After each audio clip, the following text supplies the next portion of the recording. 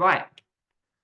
So recurring decimals as fractions, this is very much a non-calculator skill. If you know how to do this, excellent. I do just want to walk this through quickly.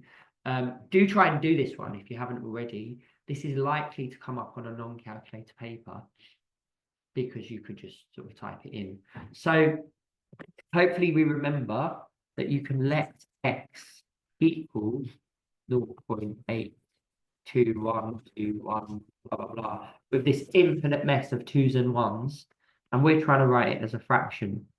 So I know that 10x would be 8.21212, blah, blah, blah, with an infinite mess of those, but they don't really line up.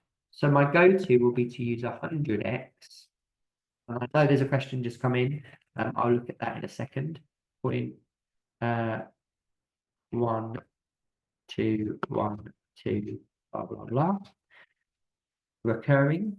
So if I look at 100x and x, 0.82121, and so on, and I subtract them from each other,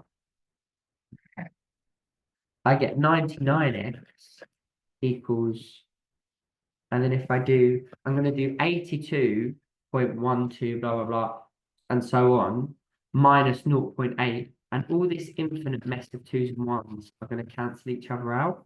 So I'm literally just doing 82.1 minus like 0.8, which is the same as what you could actually do, like, you're going to get like 81.3. But you could do like times both sides by 10 and get it as a whole number. But what we get is we get x is 81.3 over 99, which we don't want. We don't want to leave a fraction with a decimal in it. So we can write that as 813 over 990 and then simplify that down. Okay.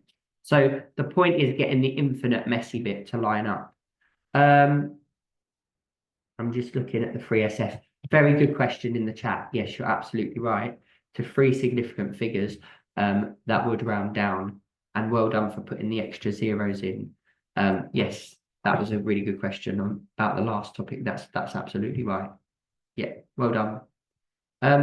So yes, so for this one, it's this let x technique, and then in the end you rearrange it and you get x as a fraction. But it can be that you end up with a decimal in a fraction, and then you have to sort of mitigate that issue by scaling it accordingly. Right, in 10 minutes we are